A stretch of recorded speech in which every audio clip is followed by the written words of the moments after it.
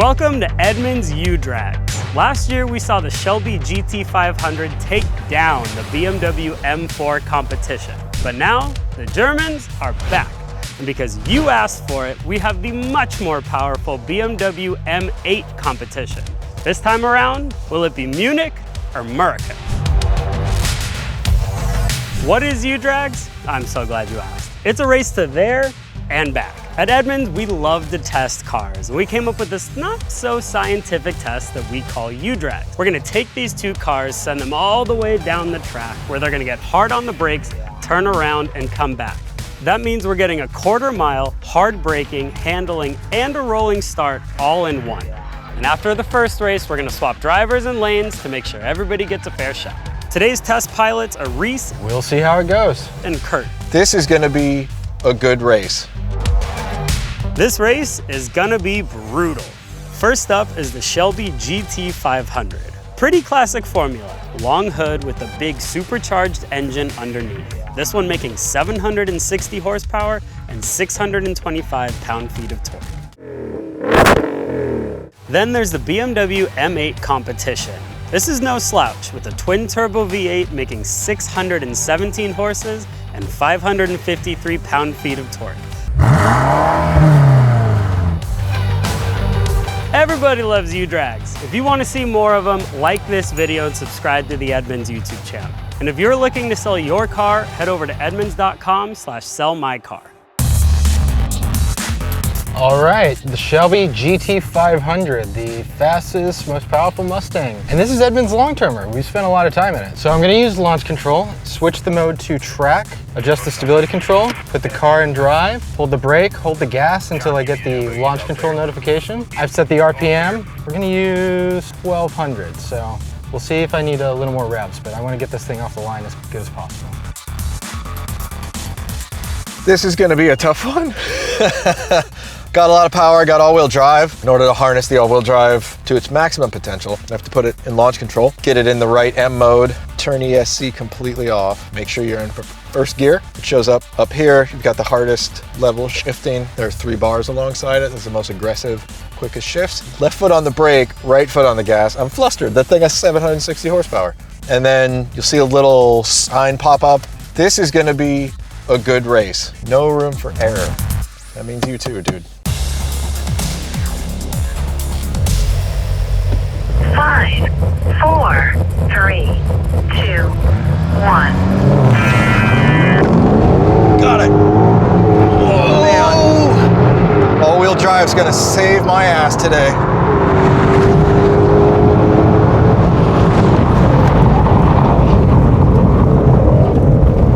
Brakes are getting really hot.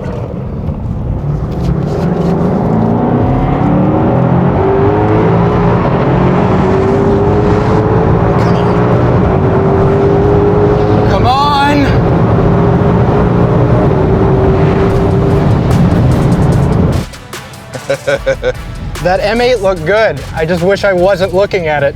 So fast, so fast. That was a pretty even jump, but this thing just gets away. I felt like I was coming up on you at the towards the end of the quarter. I just couldn't get turned around fast enough. You might have been. I was so focused ahead and just tried to take one quick look in the mirror to make sure you weren't too close, but after a while, there's nothing I can do. I mean, I'm holding my foot on the floor and shifting at red line, so yeah. Yeah, I'm happy that the transmission in the Shelby will automatically shift for you when you get out of launch control. That's one thing I don't like about the BMW. When we're in a straight up run like this, I'd rather just let the computer handle it. I love how early you can get on the power in this car. It's right away and you can just keep your foot on the floor. So that's the thing, I still have to be a little ginger with it until I get the wheel straightened out. Sounds good though. I don't really hear anything else while we're moving. You don't have to hear anything else. That's just great. You don't have to have a radio in that car. You don't have to have a passenger. It sounds beautiful. Wouldn't be much of a conversation anyway. Exactly. We drive cars for a living. We're not very good conversationalists.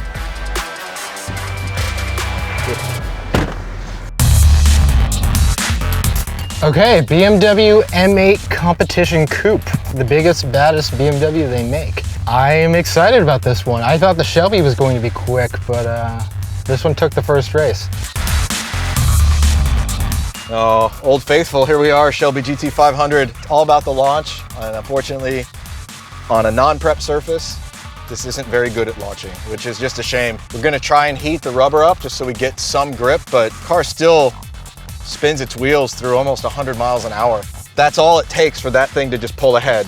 I'm gonna do what I can, but at some point, the advantage this has on the start is more or less the advantage it carries throughout the entire race. So unless I can somehow take away some of that advantage, it's an uphill battle with this thing. Still love it. It's the best sounding car in U-Drags.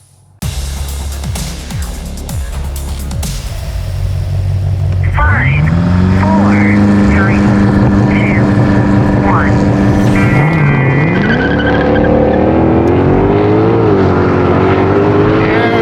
Switch to track mode. Better exit.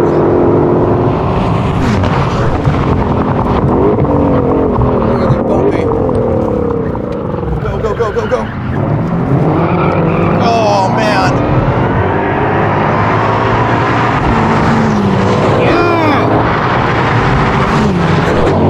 Oh, he's coming up hot. Come on, get to it.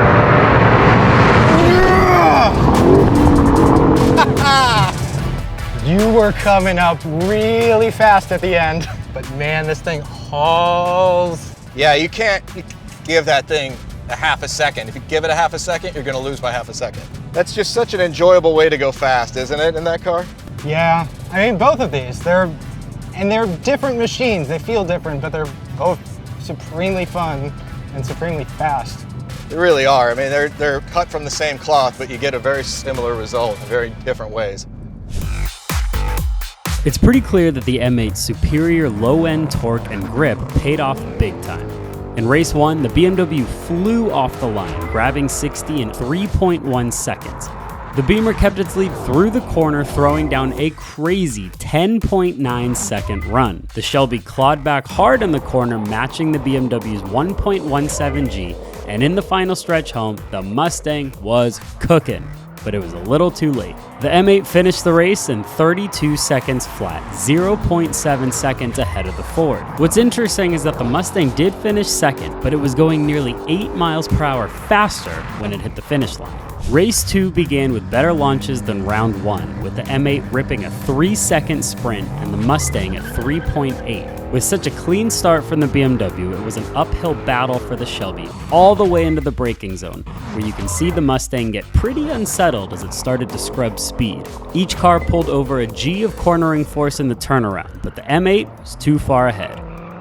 It finished the race in 32.4 seconds at 137.3 miles per hour. But get this, the Mustang almost closed the gap, finishing just 0.1 seconds behind with the speed of 147.8, 10 miles per hour quicker. Move the finish line a few more yards and this could have been a different story.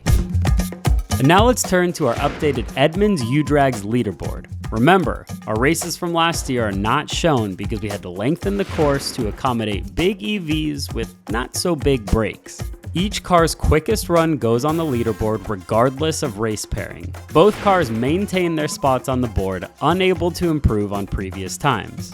And now let's check out the in-car camera and the data.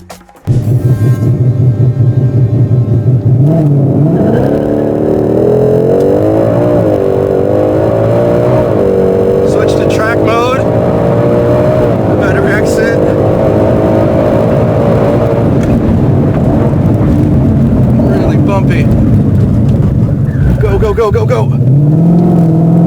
Oh, man.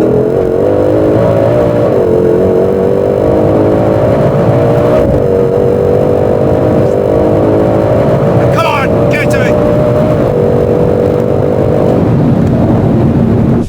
This is normally when we see the in-car camera and the data, but unfortunately, technical difficulties got in the way and we can't show you the BMW.